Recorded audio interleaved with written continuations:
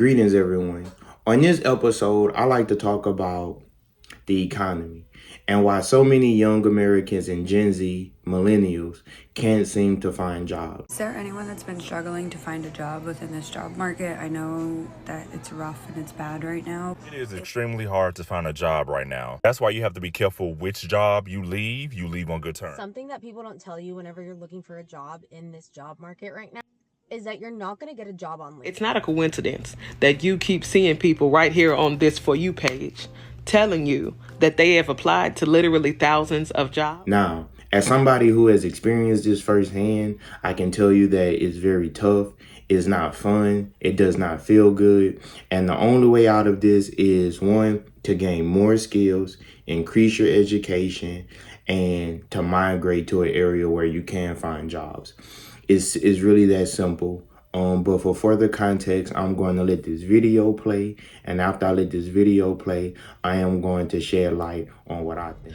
I want to talk to you about self-belief when it comes to your job search. Many of you are so discouraged, so demotivated by applying and constantly getting rejections.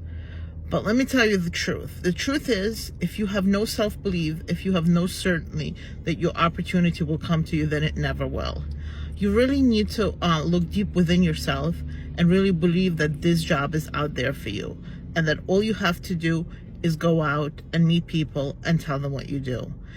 It's the aura of easiness. It's the aura and energy of just certainty that everything will work out in your favor. And only with that, you can really truly go out and get the opportunity that is right for you. By being your authentic self and by believing that you have something extraordinary to offer and that the right opportunity will come to you without much effort. Good luck, my friends. Is there anyone that's been struggling to find a job within this job market? I know that it's rough and it's bad right now. It's like a genuine concern. I've been applying to like minimum 20 jobs a day and I've not heard back. I've had one callback. I've actually had one interview, which I've been surprised about. And granted, I feel like now is like when people will start replying because it was just the holidays, but like rent's being increased, groceries are going up, gas is up, like just give me a fucking job. That's the thing. It's extremely hard to find a job right now. That's why you have to be careful which job you leave on good terms. You can always just call up the boss, the old boss, and hey, do y'all have any openings? Because, a brother need a job real quick. I've been looking for a job since like the end of last year. And of course I didn't have like much luck. So of course, sometimes I probably have to do a little bit of Uber, a little bit of DoorDash just to get some money in my pocket. But finding a job, a real job, is literally hard to do right now. I don't care about going back to a 9-to-5 because my life has changed over the course of months. So I got to do what I got to do. I got to handle my responsibilities. My dreams will never die. But I need somebody to either call me back, or when I call y'all, can y'all pick up the phone? And then when I send an email, can you at least send me a follow-up letting me know why I didn't get the position, or at least the position has been filled or something? Like, be considerate. Like, come on now. Like, I'm looking for a job. Y'all need people because, of course, on Indeed, it says we are looking for people to hire. So if you're looking for people to hire, but you're not hiring nobody, or you're not calling nobody, or you're not picking up the phone, why do you have that application up? Like, what's the point of having an opening if you're not going to at least give somebody an introduction interview? Like, what's going on? Let me know. Am I the only one? People don't tell you whenever you're looking for a job in this job market right now is that you're not going to get a job on LinkedIn. Simple as that. If it's not an internship, you're not getting a job on LinkedIn, and I will die on that hill. If you're struggling to find a job right now, you need to invest in networking and people within your inner circle, whether it's your friends or your family. One of my friends was unemployed for about 2 to 3 months, and I actually ended up finding them a job through a family friend. They did not know each other at all, and they ended up getting the job within 2 weeks of applying and having an interview. So if you're struggling right now, stop looking on LinkedIn, stop looking at Indeed, and start talking to people, whether it's your family or your friends that might have connections to any job in particular. Comment down below how you got your job. It's not a coincidence that you keep seeing people right here on this For You page telling you that they have applied to literally thousands of jobs and can't seem to secure one. I applied to over 200 jobs last year, and guess where I'm currently still working? At the place that I had this job for since 2021. I made a video on my page talking about how Indeed was not working for me. It wasn't. That video has 5 million views. Half the views are people saying they experienced the same thing as me. Half the views are people saying, oh, you're dumb, you don't know how to use Indeed. It's never happened to me. What I've learned about Indeed is that with certain fields, it definitely works. If you're in tech, the medical field, engineering, probably something else, I've heard that you get great results from in there. If you're in like the marketing or creative field, you have to pay attention because there's a lot of scams out there. Another thing people are saying is, I always go to the job, to the website, and I go to the website every single time, and actually that's way more efficient. But I want y'all to understand, doing these job applications is not just the easy task. Some of those easy applies you can't even easy apply to, and I would suggest everybody read the descriptions. In the bottom, they'll be like, don't easy apply to this or else your application will be disregarded. Does it look like anybody has time to play games right now? If you want people to go to your website, don't put it on easy. I don't know what to tell you. I'm so sorry to tell you. I mentioned that ever since I had my resume on Indeed, I was getting all these spam phone calls from jobs I hadn't even applied for. And people were saying, well, turn off the contact thing. I went to turn it off because why was it already off? And as soon as I deleted my Indeed account, guess who stopped getting them calls? I just hope y'all make it out. It's no secret. The job market is absolutely brutal in 2024. I talk to a lot of people who are struggling on a long job search, and they're usually asking, what's wrong, what's the matter? So I'm gonna give you some steps that you can figure out what is actually going wrong on the job search. I wanna premise this by saying you can do absolutely everything right, and if you're getting to the offer stage regularly, it's just a matter of time before you land the job. Remember, it's not just you applying by yourself to these companies. They're getting hundreds of applicants, and a lot of those applicants right now are really strong. First thing to do is to figure out, is there a pattern where things are breaking down? Let me explain. If you're applying to thousands of jobs and no one is calling you back, that means there's something wrong with either your resume or you're just applying for jobs that you're not qualified for. Switch your resume up, start applying for jobs you're qualified for, and you should start to get callbacks from companies. The next stage is the phone screen. If you keep getting to this point and not progressing, you need to record that phone screen with the recruiter or the hiring manager, whoever's doing it, and figure out if you're saying anything or if something's being said, or maybe you're answering a question in a certain way. Whatever it is, figure out what is going on in that conversation so you can fix it. The next stages are just all interviews, right, with hiring managers. Now, the good thing is a lot of these interviews are really predictable. But if you keep on not getting passed and you don't get offers, you need to start figuring out what's going on in those interviews. You just need to figure out where are things breaking down and look at ways that you can fix them. Again. Hello, my name is Brian Dawson. Thanks if you're still watching. I'm going to give my commentary now about the video that you just finished watching. So, a lot of people right now in Gen Z, hundreds of thousands, perhaps even millions of people are unable to find work. And they are posting these videos on TikTok, on YouTube, and other platforms, letting the powers that be know that they want to work, but they're unable to find jobs. They're unable to use the skills that they have obtained. It is a huge conversation right now in the United States, but also abroad. Are college degrees still worth it? Is it still advantageous for high school students and young adults to extend their education and higher learning? If people go to school, but then they get the degree, but then they can't get the job, and then they're saddled with a bunch of debt, what's the point, right? So what I think is that it's always going to be tough. There's no free lunch in a capitalist country or system.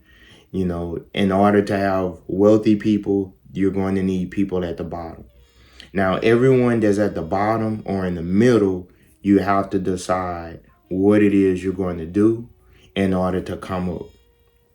So I would tell you to really put a plan together, really sit down, put a plan together, sit back and think, okay, what do I want my next 5 years to be like? What do I want the next 10 years to be like? What do I want to obtain? Now, it's hard to make up a plan like that when you're in the midst of a struggle, when you're in the midst of a storm. And the reason why I say that is because if you're going through something, what you want to do is you want to gather yourself. You don't want to panic, because if you panic, you can end up doing something that you will later regret. You want to gather yourself. You want to relax. You want to relax. You want to get your thoughts together. And you want to come up with a plan. The reason why you want to come up with a plan is because your plan is going to guide you to the next level. So here's what you do. If you are a Gen Z or a young millennial, this is what I want you to do. I want you to sit down, go to a quiet place, a place where you can gather your thoughts, a place where you can think and you can shape your thoughts. And then I want you to forget about the outside world for a second. Just focus on yourself. Listen to your inner voice. Think about how far you have come. And now think about where you want to go and what it is you need to trade in the present to get to where you want to go. So, for example, the reason you want to sit down and you want to go to a quiet place where you can think is because it's hard to make good decisions when you're stressed and when you don't know what it is you want to do. So you want to go to a quiet place where you can think. You want to write down 3 to 5 ideas that you have, and you want to start formulating your plan. No 5-year plan can actually be executed without proper planning. So when you have to plan, and when you're creating this plan, it's okay if in the future you deviate from this plan if something better comes up. But you need a plan of action so that you can get to the next step. Okay. I would probably tell you, think about your dream life. Think about where you want to live, how much money you want to make, how much free time you want your future self to have. Because oftentimes everyone talks about how much money they want to make, but they don't think about that you're only making the money so that you can do something else, so that you can get your free time back. The next thing you want to do is you want to make a personal promise to yourself that you will not give up no matter how hard it gets, so that you can learn what you need to learn and you can get to where you need to get to. So, in my personal story, I graduated from college in 2016. At this time, I was 22 years old and I just became a father. So I was a very young father with a newborn baby. My son was he was born in July. So the graduation was December 15th, 2016. So my son was 5-6 months old when I was graduating college. And I just remember the euphoria of thinking like, wow, like I made it through college. That was enough of a struggle. But unlike other people who graduate and they're thinking about grad school and all this other stuff, I was thinking about grad school, but I was also thinking like, okay, I have a son that I have to provide for, and I'm in a relationship and I have to provide for this person as well. And I had to really come up with a plan. And the problem that I was having at this time was I didn't have a lot of older people that can give me insight on what I should do next. And if you're going through this right now, this is probably what you're going through as well. You don't have anyone there who can give you quality advice that is going to make sense to you. So as a result, you're extra lost. So what I want you to do is I want you to take a deep breath, and I want you to understand that everything is going to be okay. And I have to repeat this because when you're stressed, you don't think that everything is going to be okay. You think that it's the end of the world. You think that no one cares. You think that your life is doomed. And I promise you it's not. That you have to complete this stage to go to the next stage in life. Okay. I got licensed in a lot of different fields, and I started experimenting, and I started trying to make money through insurance, through real estate, through property and casualty with homes. And at the same time, I started meeting people that was a little bit further ahead of me in life. And so I started picking out people that became mentors to me. I had a mentor when I did insurance named Don, and he taught me a lot about insurance at the time. And he wasn't that much older than me, but he taught me a lot. And so you have to find mentors. When I started focusing on trucking, one of my good friends, Matthew, he was a really big influence on me, and he taught me a lot about how to get to the next level. So what you need to do is you need to find a mentor. And after you find a mentor, you need to kill your ego, just temporarily, because you don't know what you need to know now. And then once you kill your ego, you'll be able to start going to the next step. It's going to take you about 3 to 5 years to really get to the next level. And it's going to take a lot of blood, sweat, and tears for you to get to the next level. And also, while this is going on, you're going to have real life circling around you. You're going to have vultures. You're going to have real life events taking place. So in my personal life, while I was going through my transition and trying to find a job, I started realizing that, okay, it's best not to accept any job. While some people may say that any job is better than no job, I would disagree. I would say that find you a job that's going to align you in your future. Then you have to learn when is time to leave one situation and enter into the next situation.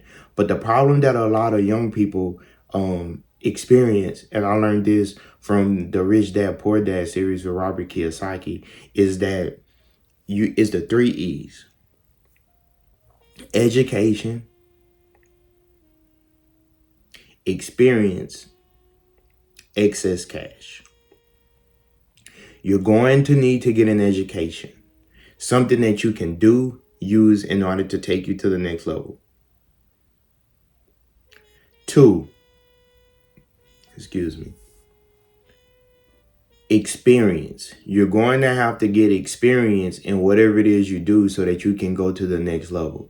You know when you have the education and you know when you have the experience when you get to the excess cash.